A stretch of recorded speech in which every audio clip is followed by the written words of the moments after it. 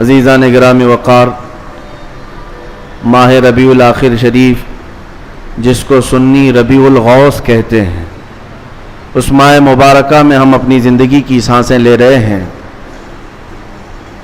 اور اس ماہ مبارکہ کو ہم 11ویں کے مہینے سے بھی یاد کرتے ہیں۔ السلام علیکم ناظرین، جیسا کہ آپ سماعت کر رہے ہیں کہ سلمان ازری صاحب بہت ہی پیارا بیان فرما رہے ہیں۔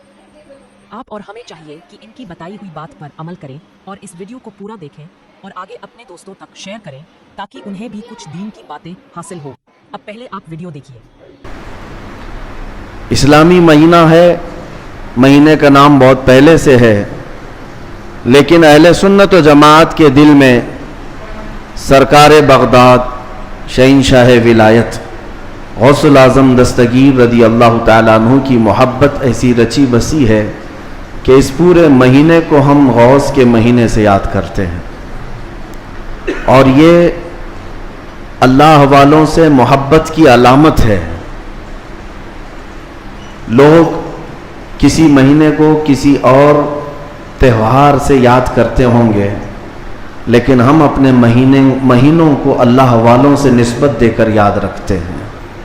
سرکار شہنشاہ بغداد سلطان الاولیاء عبد القادر جیلانی رضی اللہ تعالیٰ عنہ، اس عظیم شخصیت کا نام ہے جس کو اللہ تبارک و تعالیٰ نے مقام محبوبیت کے ساتھ مقام غوثیت عطا فرمایا۔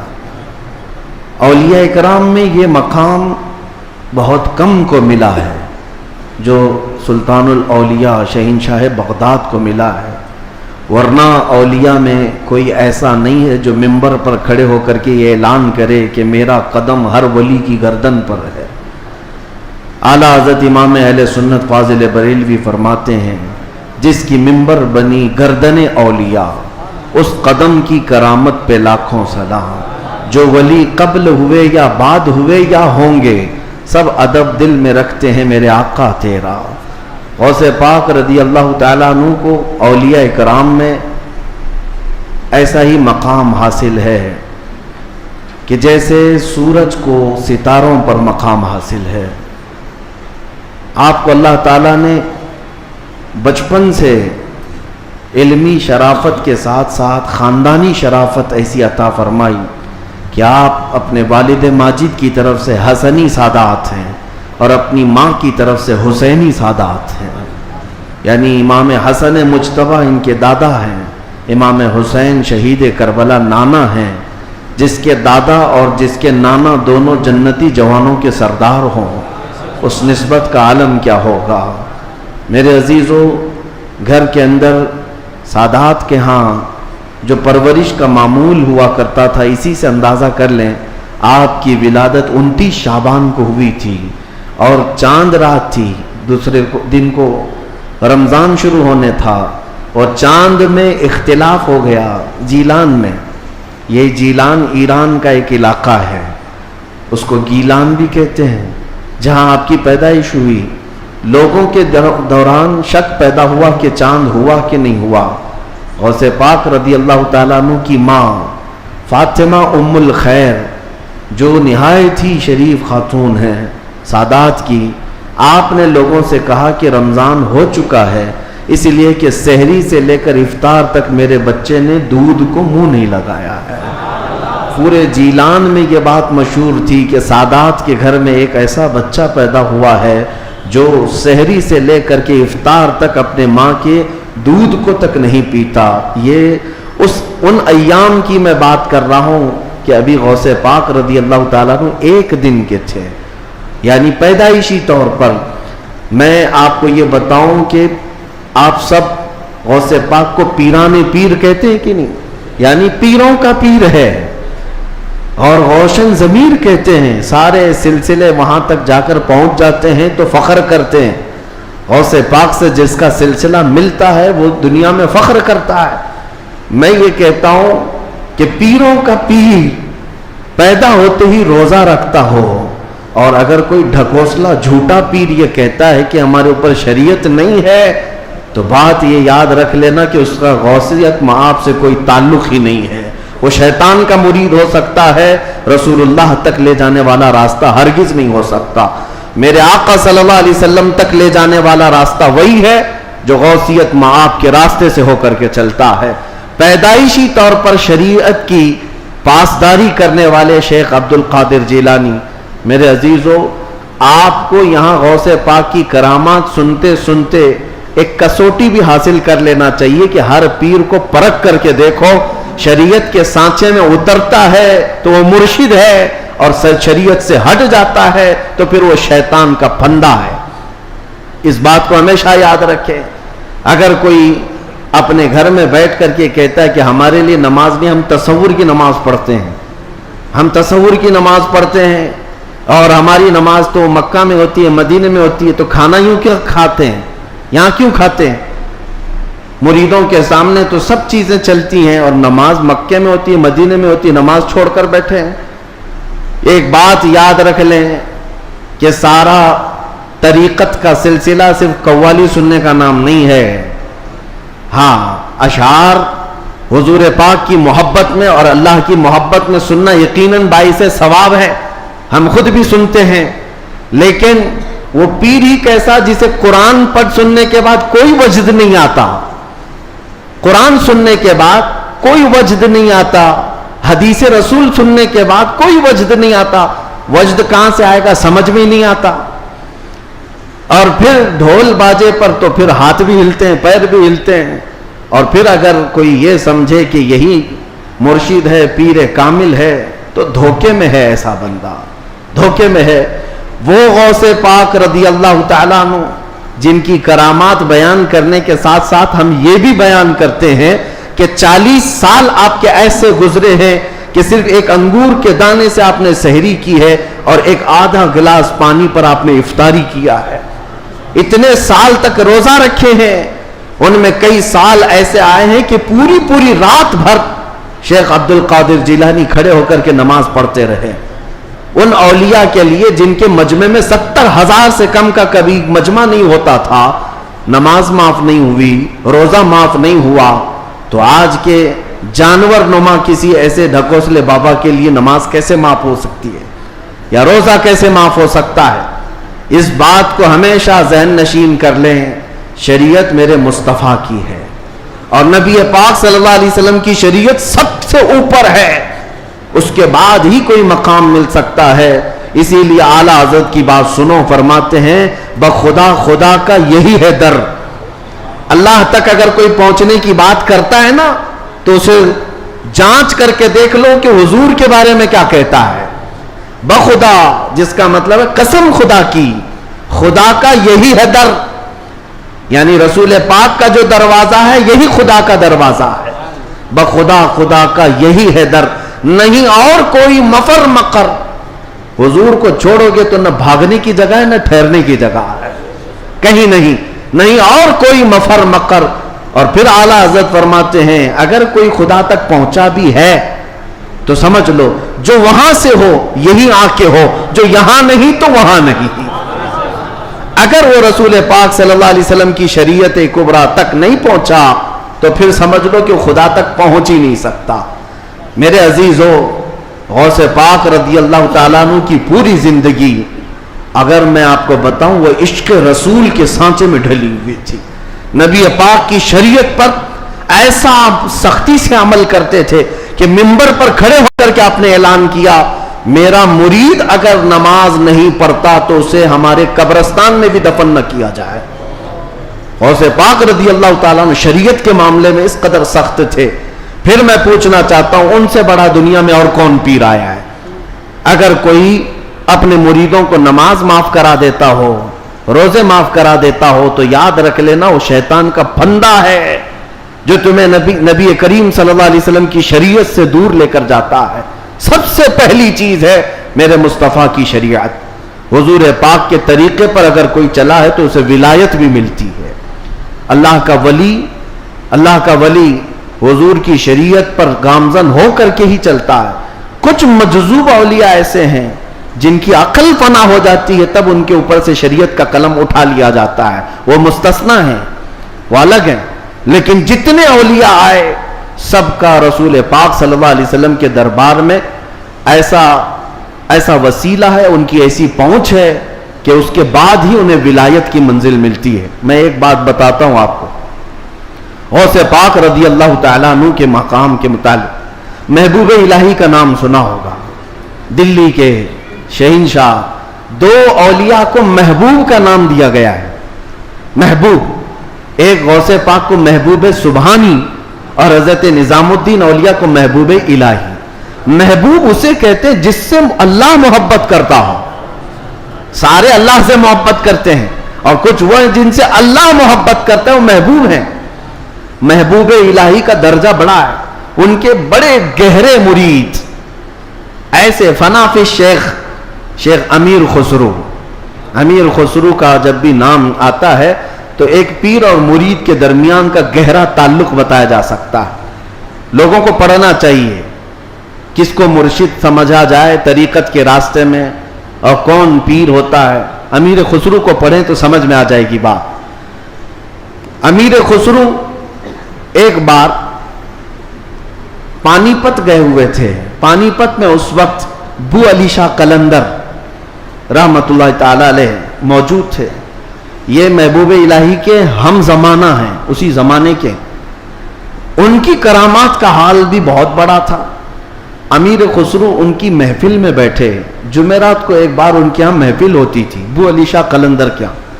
اور محفل میں ہوتا کیا تھا، جب ذکر کی محفل ہوتی اس کے بعد جتنے حاضرین ہوتے بو علی شاہ قلندر سب سے کہتے اپنی اپنی آنکھیں بند کر لو۔ لوگ اپنی اپنی آنکھیں بند کرتے، وہ سیدھے رسول اللہ کا دیدار کراتے تھے۔ نبی پاک صلی اللہ علیہ وسلم سامنے بیٹھے ہوئے ہوتے اور بو علی شاہ قلندر ان کے سامنے ہوا کرتے حضور کے۔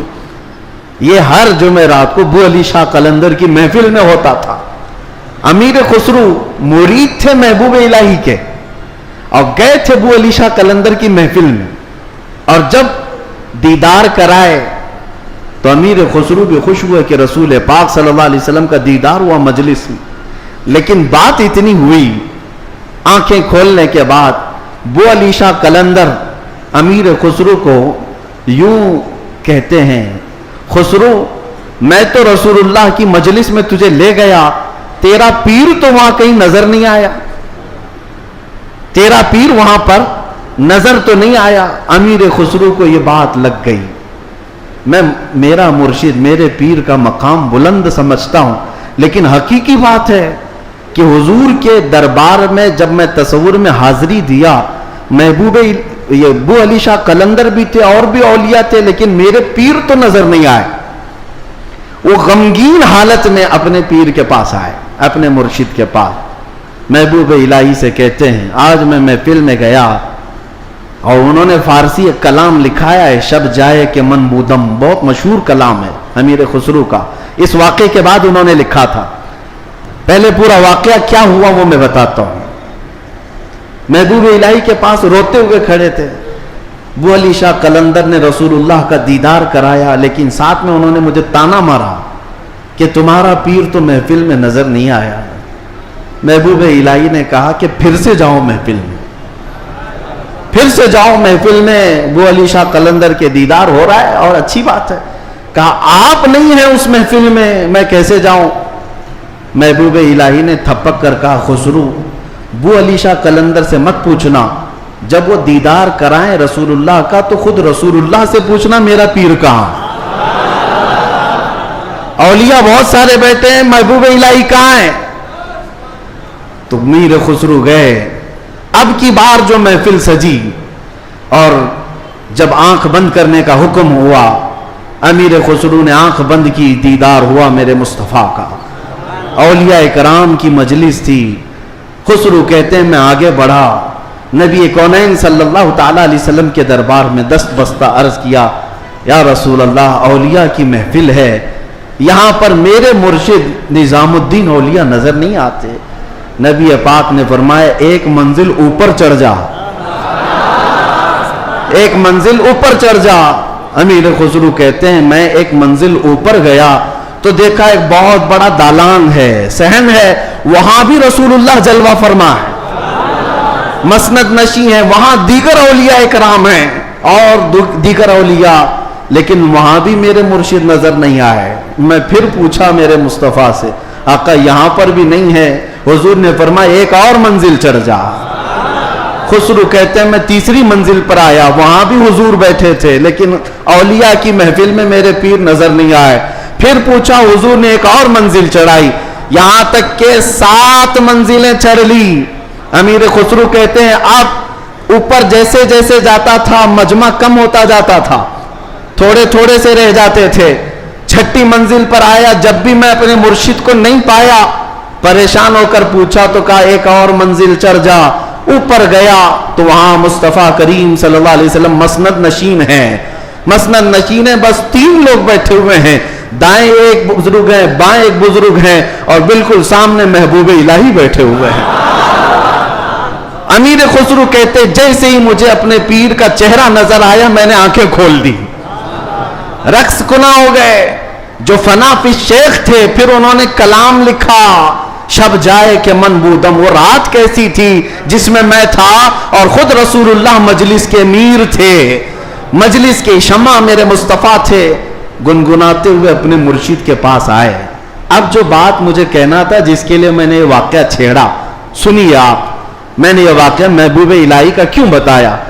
آئے محبوب الہی کے پاس، خوش تھے، وجد کنا تھے۔ محبوب الہی نے پوچھا خسرو دیکھا ہے اپنے مرشد کو؟ کہا ہاں، میرا مقصد میری مراد پوری ہو گئی۔ اس کے بعد محبوب الہی نے کہا کیا کسی اور کو وہاں نہیں دیکھا؟ امیر خسرو نے کہا میری توجہ ہی نہیں گئی، میں نے مرشد کو دیکھا تو پھر خیال نہ رہا۔ محبوب الہی سے پوچھنے لگے حضور اس منزل میں جو رسول اللہ کے دائیں اور بائیں تھے وہ کون تھے؟ تب محبوب الہی نظام الدین اولیاء نے کہا ان کے بائیں جانب خواجہ غریب نواز تھے اور بائیں جانب پیران پیر غوث اعظم بغدادی موجود تھے۔ سیدنا شیخ عبد القادر جیلانی کا وہ مقام ہے کہاں؟ رسول اللہ کے دربار میں، جہاں اولیاء کرام کی منزلیں ختم ہوتی ہیں وہاں غوثیت معاب کا مقام ہے۔ میرے آقا صلی اللہ علیہ وسلم کے دربار کا قرب ہی انہیں غوثیت کے مقام پر لے گیا ہے۔ میرے عزیزو، بہت سارے لوگ اگر یہ سمجھتے ہیں کہ ان کی بڑی کرامتیں ہیں اس لیے ان کو غوث کا مقام ملا ہے، وہ بہت بڑے عالم تھے، بہت بڑے زاہد تھے، بہت بڑے پرہیزگار تھے اس لیے غوثیت کے مقام پر پہنچے۔ میں کہتا ہوں یہ ساری جگہ یہ سارے مقامات اپنی جگہ پر غوث پاک غوثیت کے مقام پر پہنچے تو عشق رسول کی بنیاد پر پہنچے، میرے مصطفیٰ کریم صلی اللہ علیہ وسلم سے بے پناہ محبت کی بنیاد پر پہنچے۔ اس لیے میں نے زندگی میں دیکھا ہے جب کبھی کوئی رسول اللہ کی طرف انگلی بھی اٹھاتا یا اعتراض کرتا اپنی کرامتوں سے اس کا منہ توڑ جواب دے دیتے تھے، اپنی کرامتوں سے غوث پاک رضی اللہ تعالیٰ عنہ ان کا جواب دیتے۔ اگر کسی نے حضور پاک صلی اللہ تعالیٰ علیہ وسلم پر اعتراض کیا کہ انہوں نے مردوں کو زندہ نہیں کیا تو غوث پاک نے اپنی ٹھوکر سے مردہ زندہ کر کے دکھایا۔ 400 سال بعد غوث پاک رضی اللہ تعالیٰ عنہ اعلان کرتے تھے تو رسول اللہ کے بارے میں بات کرتا ہے، میں ان کے بیٹے کے بیٹے کے بیٹے کے بیٹے کے بیٹے 400 سال بعد آیا ہوں اور اللہ نے میرے پاؤں میں یہ طاقت دی ہے کہ قبر کو ٹھوکر لگاؤں تو مردہ زندہ کھڑا ہو جائے، اور جس کی میں نسل سے ہوں وہ اگر کہیں ٹھوکر لگائے پورا قبرستان کھڑا ہو سکتا ہے۔ نبی پاک صلی اللہ تعالیٰ علیہ وسلم کی ذات پر اگر کوئی انگلی اٹھاتا میرے غوث اس کو اپنی کرامت سے جواب دیا کرتے۔ عزیزان گرامی وقار، سلطان الاولیاء غوث پاک رضی اللہ تعالیٰ عنہ سے اپنا رشتہ مضبوط کرو، اپنے نسبتوں میں قادری پٹا ضرور رہے، قادری نسبت ضرور رہے، اس لیے کہ یہ نسبت ہی ایسی ہے جس پر پوری دنیا فخر کرتی ہے۔ قیامت میں منادی دے گا یہ ندا قادریوں کو، کہاں ہے قادری کر لے نظارہ غوث اعظم کا۔ میری لاج کس کے ہاتھ ہے؟ بغداد والے کے، مصیبت ٹال دینا کام کس کا؟ غوث اعظم کا۔ اسی لیے میرے عزیزو، ہم نے غوث پاک رضی اللہ تعالیٰ عنہ کی زندگی پاک میں دیکھا ہے اللہ تعالیٰ نے ان کو تصرف دیا تھا، وہ طاقت عطا کی تھی کہ وہ اللہ کریم کی بارگاہ میں ایسی مقبولیت کے مقام پر تھے کہ خلاف عادت کام ان سے صادر ہوئے۔ خلاف عادت کام جب اولیاء سے ہوتے ہیں اسی کو کرامت کہتے ہیں۔ بعض لوگ ابھی عقل کے گھوڑے دوڑاتے ہیں اور کہتے ہیں ایسا کیسے ہو سکتا ہے، یہ سب تو مولانا لوگوں کی پھکائی ہے، یہ جملے بازی ہے. ان کو قرآن پاک سے اگر تعلق ہو تو میں بتاؤں. اب میں ایک بات آپ سے بتاتا ہوں، غوث پاک کی ایک کرامت جس پر ابھی میں چند دن پہلے سن رہا تھا. کوئی بیچارہ جس کی عقل پر فالج کا اثر ہوا ہے. یہ وہ لوگ ہیں جن کو میرے مصطفیٰ کریم صلی اللہ تعالیٰ علیہ وسلم سے بغض ہے، عداوت ہے، اور دوسرے راستے پر چل پڑے اور اولیاء اکرام کو چن چن کر کے نشانہ بناتے ہیں. جن کا تعلق نجد سے ہے، وہابیت سے ہے، سلفیت نام رکھتے ہیں. بہرحال لیکن سوال کرنے والے نے ایک سوال کیا، ارے مولانا آپ سناتے ہیں کہ غوث پاک تو 12 سال کی ڈوبی ہوئی کشتی کو باہر لے آئے. یہ تو خدا کے بھی کام نہیں ہے، اللہ کے بھی کام نہیں، اس سے بڑھ کر کے آپ نے غوث پاک کو بتا دیا. میرے عزیزوں میں آپ کو بتاتا ہوں بات ہوئی کیا تھی. دریا کے کنارے سے آپ کا گزر ہو رہا تھا، ایک بوڑھی عورت کو روتے ہوئے دیکھا. مرید سے پوچھا پوچھو اس کو کیا بات ہے، کیوں روتی ہے. معلوم کیا تو پتا چلا کہ اس خاتون کا اکلوتا بیٹا تھا، بڑے نازوں سے پالا تھا. اس عورت نے شادی کی، برات آ رہی تھی اور کشتی جو ہے دریا میں غرق ہو گئی، ڈوب گئی، باہر نہ آ سکی. مشہور کرامت ہے غوث پاک کی. تو وہ ڈوب گئی اور اس بوڑھی عورت کا دل تو ماں کا ہے، بیٹے کے یاد میں روز آتی ہے، روتی اور شام واپس چلی جاتی، روز روتی ہے. غوث پاک رضی اللہ تعالیٰ عنہ کو اس پر رحم آیا. اللہ کریم کی بارگاہ میں سفارش کی، اے رب کریم تو نیست سے ہست کرنے والا، تو پانی کے قطرے سے پورا انسان بنانے والا، تو راکھ کے ڈھیر کو بھی اگر چاہے تو زندہ انسان کھڑا کر دے. مولا قادر مطلق ہے، اس خاتون پر رحم فرما اور اس کا بیٹا واپس لوٹا دے. غوث پاک کی دعا چل رہی تھی. تھوڑی دیر دیکھنے کے بعد دریا میں ایک بھونچال سا، طوفان سا آیا. پانی کے اندر ایک عجیب سی سرسراہٹ ہوئی. تھوڑی دیر کے بعد دیکھا تو ایک کشتی برآمد ہوئی. غوث پاک نے صرف اس خاتون کے بیٹے کی زندگی مانگی تھی، مگر صدقے میں اللہ نے پوری برات کی زندگی لوٹا دی. پوری برات واپس آ گئی اور وہ خوشی خوشی غوث پاک رضی اللہ تعالیٰ عنہ کا شکر کرتے ہوئے گھر گئے. 12 سال کے بعد مچھلیاں کھا گئی ہوں گی، کشتی کے پرزے ختم ہو گئے ہوں گے، لیکن رب ذوالجلال قادر مطلق ہم ان لوگوں کو یہی تو کہتے ہیں جو جلا کر کے سمجھتے ہیں کہ اب کوئی نہیں اٹھا سکتا ان کو، راکھ پانی میں بہا کر کے سمجھتے ہیں کہ اب ان کا حساب کتاب نہیں ہو سکتا. ہر عقل کے اندھو، جس رب ذوالجلال نے ایک نطفے سے تمہارا پورا انسانی شکل بنایا ہے، تم 1000 بار جلا کر راکھ کر دو، رب ذوالجلال قادر مطلق ہے، وہ دوبارہ زندہ فرمائے گا حساب لینے کے لیے. تو کشتی دوبارہ واپس آئی. غوث پاک رضی اللہ تعالیٰ عنہ کی اس کرامت پر ایک دو نہیں ہزاروں لوگ اسلام میں داخل ہوئے تھے، ہزاروں لوگ اسلام میں داخل ہوئے. اب جو صاحب ہیں انہوں نے کہا کہ ایسا کیسے ہو سکتا ہے، ایسا کیسے ہو سکتا ہے. ہر جگہ اگر تم عقل کے گھوڑے دوڑاؤ گے تو یہی سوال کرو گے ایسا کیسے ہو سکتا ہے. اگر تمہاری عقل میں بات نہیں آتی تو سمجھ لو اسی کو کرامت کہتے ہیں، اسی کو کرامت کہتے ہیں. تم اور ہم بھی کر سکتے تھے تو پھر غوث کی کرامت کا مطلب ہی کیا ہے؟ تم بھی غوث ہوتے، ہم بھی غوث ہوتے. کرامت ہے جو عقل میں نہیں آئے گی. اور قرآن سے اگر دلیل مانگتے ہو، سنو، سلیمان علیہ السلام نے اپنے دربار میں ایک بار اعلان کیا تھا، کون ہے جو سبا بلقیس کا تخت یہاں پر لے آئے گا. سلیمان علیہ السلام فلسطین میں بیٹھے ہوئے ہیں اور سبا بلقیس کا تخت یمن میں ہے. یمن اور فلسطین میں 1000 کلومیٹر سے زیادہ کا فاصلہ ہے. ایک جن کھڑا ہوا، کہا اللہ کے نبی میں لے آتا ہوں. پوچھا کتنی دیر میں؟ کہا میں آپ کی مجلس ختم ہونے سے پہلے وہ لے کر آ جاؤں گا. جنات کی طاقت پر یقین رکھنے والے، جنات کو حاصل کرنے کے لیے عملیات کرنے والے، سنو قرآن کیا کہتا ہے. سلیمان علیہ السلام نے کہا بہت دیر ہو جائے گی، مجلس ختم ہونے تک تم لاؤ گے، مجلس ختم ہونے تک. پھر اللہ کے ایک ولی جو سلیمان علیہ السلام کے امتی تھے، آصف بن برخیہ، کھڑے ہوتے ہیں، کہتے ہیں اے اللہ کے نبی میں لے آؤں گا. پوچھا کتنی دیر میں؟ کہا آپ کی پلک جھپکنے سے پہلے لاؤں گا. آپ کی، یہ قرآن کے الفاظ ہیں، قرآن کے قال الذی عنده علم من الکتاب انا آتیک به قبل ان یرتد الیک طرفک، اس سے پہلے کہ آپ کی آنکھ کی پلک جھپکے اے اللہ کے نبی میں وہ تخت لے آؤں گا. تخت کوئی 4 فٹ کا 5 فٹ کا نہیں، 80 گز لمبا ہے اور اتنا ہی چوڑا ہے، اتنا ہی وزنی ہے، اور 7 دروازوں کے اندر بند کر کے رکھا ہوا ہے. سونے چاندی جواہرات سے جڑا ہوا تخت ہے. اور ایک انسان کہتا ہے، انسان، جنات کی بات نہیں کر رہا، جنات کی بات آئے گی تو آپ سمجھیں گے ان کو بڑی طاقت ہوتی ہے. انسان کی بات کر رہا ہوں. انسان نے کہا سلیمان علیہ السلام کی امتی میں پلک جھپکنے سے پہلے لاؤں گا.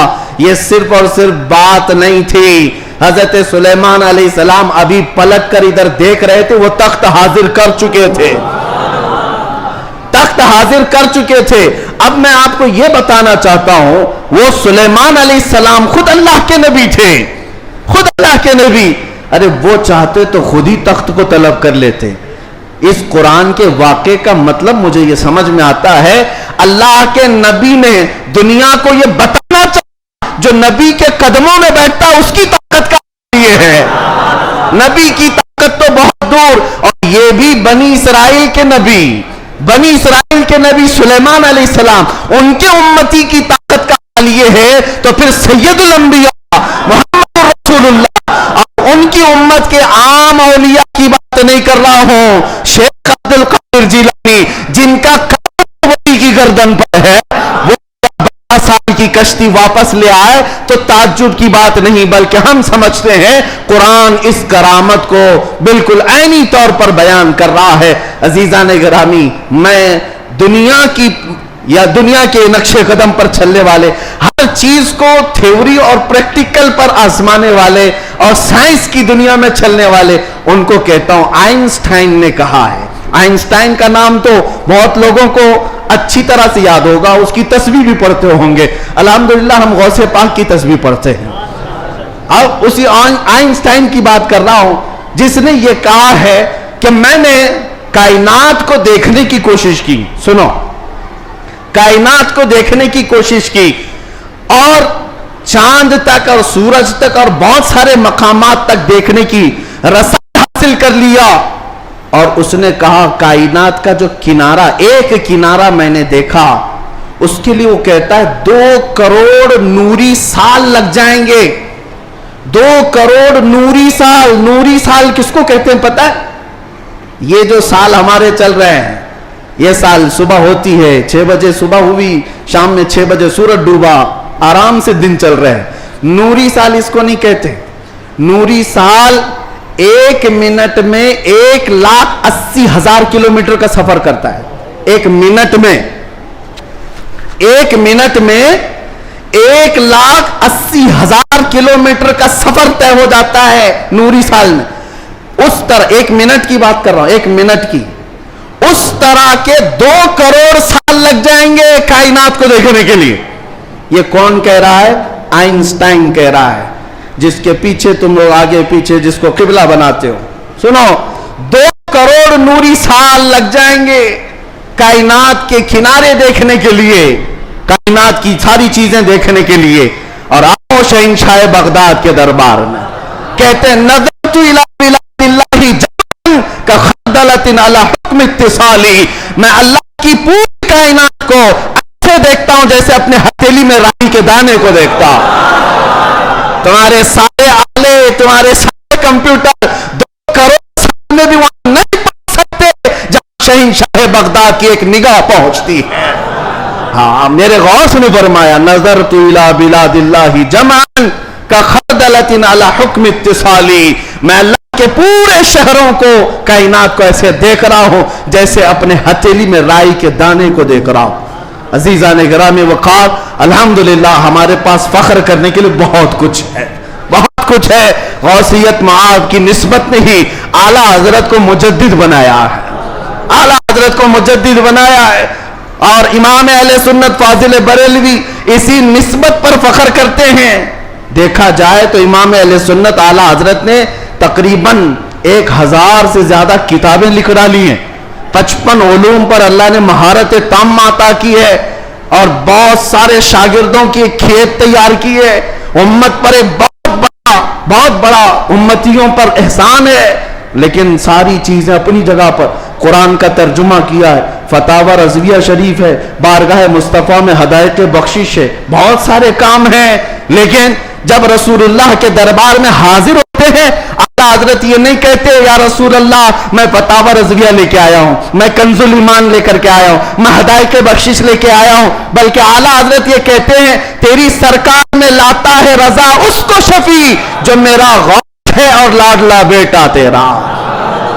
نسبت کے لیے بھی بارگاہ مصطفیٰ میں اعلیٰ حضرت نے اگر کسی بات پر فخر کیا ہے تو غوثیت کی نسبت پر فخر کیا ہے. یا رسول اللہ تیری سرکار میں لاتا ہے رضا اس کو شفیع جو میرا غوث ہے اور لاڈلا بیٹا تیرا.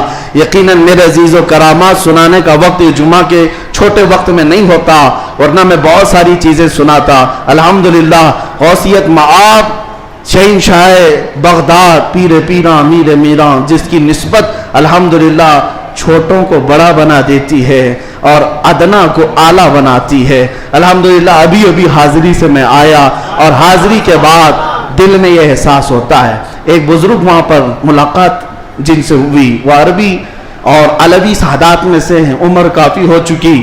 انہوں نے مجھے مل کر کے ہاتھ پکڑ کر کے کہا آؤ میں تمہاری حاضری کراتا ہوں.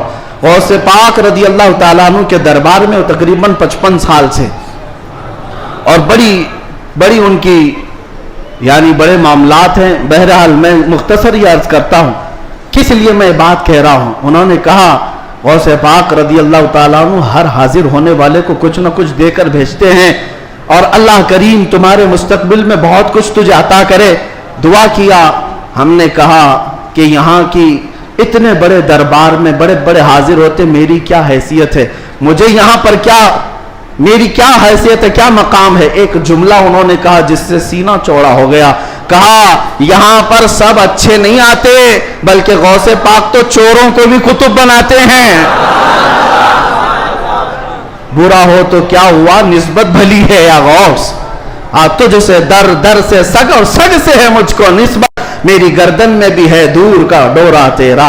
اعلیٰ حضرت یہی فرماتے ہیں جن کتوں کے گلے میں پٹا ہوتا ہے ان کتوں کو میونسپلٹی والے نہیں لے جاتے، نہیں لے جاتے اور نہ ہی انجیکشن مارتے ہیں. کیوں؟ یہ علامت ہے کہ کسی کا پالا ہوا ہے، اور گلے میں پٹا نہ ہو تو اٹھا کر لے جائیں گے. بہت زیادہ شور مچاتے ہیں یہ کتے، ان کو لے جاؤ. جن کتوں کے گلے میں پٹا ہے انہیں چھوڑ دیا جاتا ہے کہ مالک ہے اس کا کوئی. اسی لیے اعلیٰ حضرت فرماتے ہیں اس نشانی کے جو سگ ہیں نہیں مارے جاتے، میری گردن میں بھی ہے، حشر تک میرے گلے میں رہے پٹا تیرا. ہمارے گلے میں غوث پاک رضی اللہ تعالیٰ عنہ کی نسبت کا پٹا ہے. انشاءاللہ العزیز کوئی اور دوسرا ہمیں اچک نہیں لے جائے گا، اتنا یقین ضرور ہے، اتنا یقین ضرور ہے. اور مجھے ایک بات یہ بھی یاد آئی کہ ایک صاحب نے کہا وہ دوسرے ملک کے ہیں، ہمارے پڑوسی ملک کے ہیں، اور انہوں نے کہا کہ ہمارے ہاں حالات تو سب اپنے حساب کے ہیں، پھر بھی بہت ساری چیزیں ڈر لگتا ہے، سہمتے ہیں. آپ ایسے نرغے میں ہیں پھر بھی بول رہے ہیں. اچھی بات ہے، ایسی جگہ پر آپ ہیں جہاں کے حالات ہم دور سے سنتے ہیں، بڑے ڈینجر ہیں لیکن بول رہے ہیں. میں نے کہا آپ نے سنا نہیں اعلیٰ حضرت نے کیا فرمایا؟ اعلیٰ حضرت نے یہ فرمایا کیا دبے جس پہ حمایت کا ہو پنجہ تیرا. ایسا آدمی کیوں ڈرے گا، ایسا آدمی کیوں ڈرے گا جس پر پنجہ غوث پاک کا ہوگا.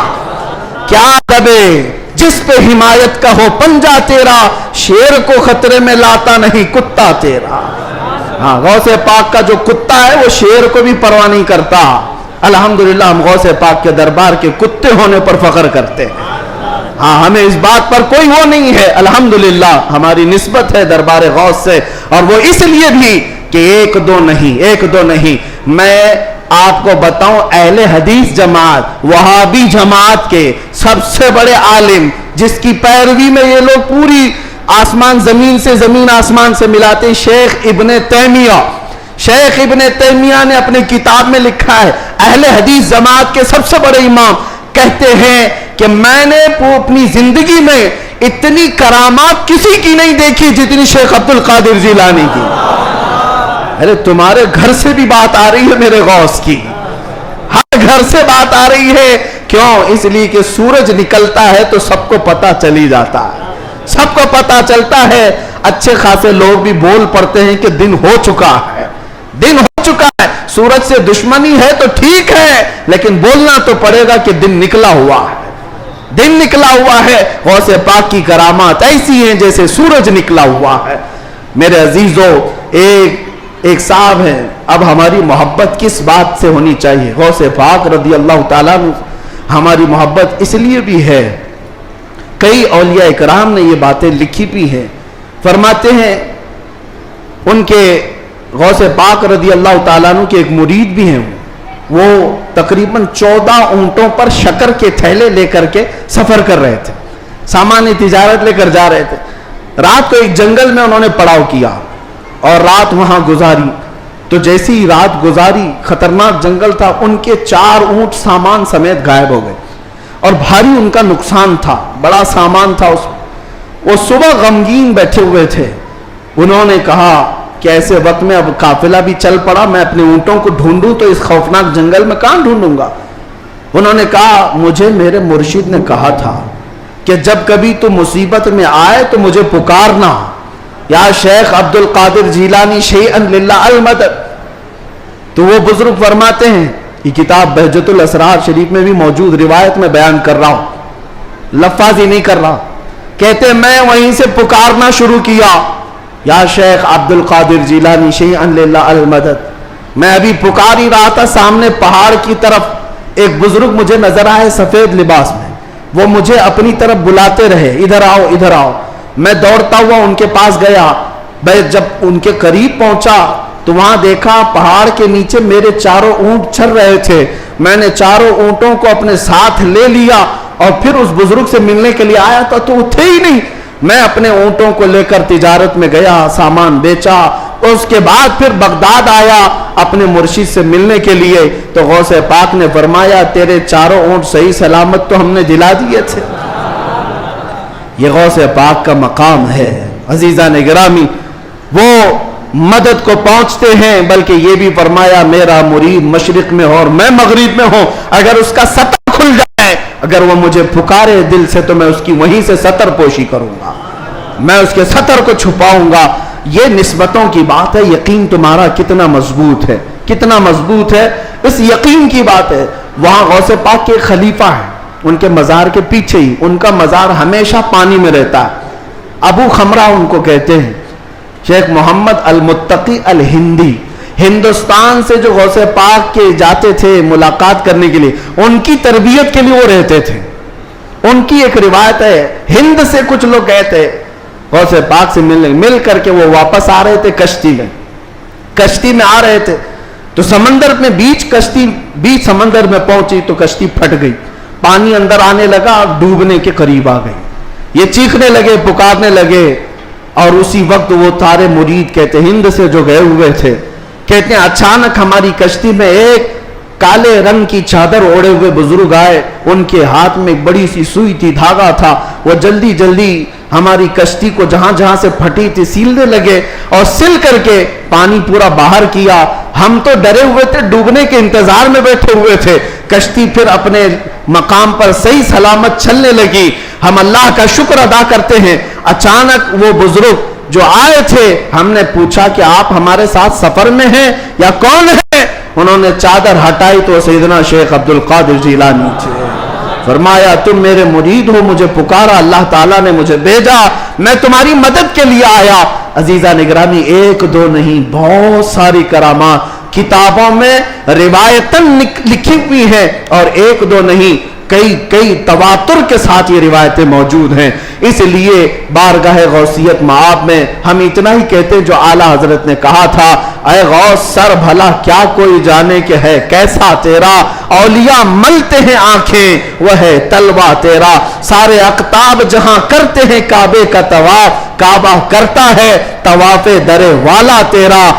کیا مرتبہ اے غوث ہے بالا تیرا, اونچے اونچوں کے سروں سے قدم آلہ تیرا. آپ لوگوں کا بہت بہت شکریہ. اس ویڈیو کو لائک کریں, چینل کو سبسکرائب کریں اور اپنے دوستوں تک شیئر کریں تاکہ میں اور بھی اچھی ویڈیو لا سکوں آپ لوگوں تک۔ اللہ حافظ۔